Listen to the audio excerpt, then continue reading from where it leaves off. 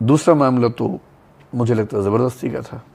उसमें तो ये हुआ कि विकास साहब बोले क्यों नहीं कुछ? भाई किसी एक इंस्टीट्यूट में एक गलत प्रैक्टिस से एक हादसा हुआ, उसका जिम्मेदार मैं तो नहीं हो सकता हूँ।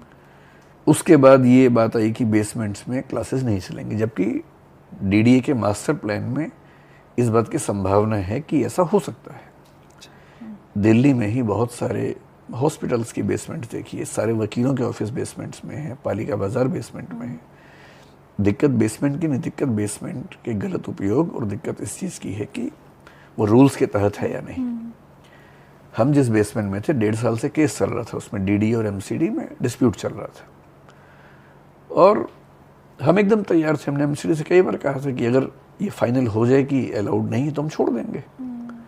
उनका आपस में डीडी एमसीडी का चल रहा था, उसमें 7 एग्जिट्स थे। वो कमर्शियल मॉल की बेसमेंट थी, वो किसी घर की बेसमेंट नहीं थी।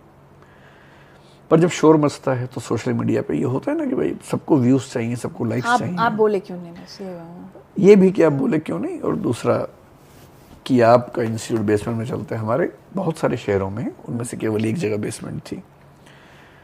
पर ठीक है, एक हादसा कहीं भी हुआ, हमने भी समझा कि कभी ना कभी ऐसा हादसा हो सकता था शायद, जो हमारी नज़र से ओझल था। कभी सोचा नहीं था हमने ऐसा।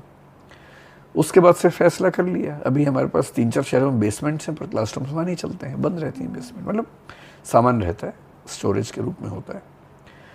और मैं ये बात बहुत खुल के कह सकता हूँ कि सिक्योरिटी सिस्टम्स के मामले में जितना ध्यान हम रखते हैं, मेरा ख्याल है कि कम लोग रखते होंगे। अभी तो हम हर शहर में आजकल क्या करते हैं कि जो वहाँ के फायर ऑफिसर्स हैं उनको इनवाइट करते हैं, मॉक ड्रिल्स करवाते हैं बच्चों के साथ। बच्चों को भी प्रैक्टिस रहनी चाहिए कि अगर कभी ऐसा हो तो कैसे बचना है। और सेफ्टी ऑफिसर्स हमने नियुक्त किए होंगे सीनियर लेवल पे। एक तो सीधी सी बात, अगर समाज को मुझसे अपेक्षा थी कि मैं बोलूँ, मैंने नहीं बोला, तो माफ़ी मांगना छोटा होना नहीं होता है। गलती हुई है तो माफ़ी मांग लीजिए, देर हुई बोलने में।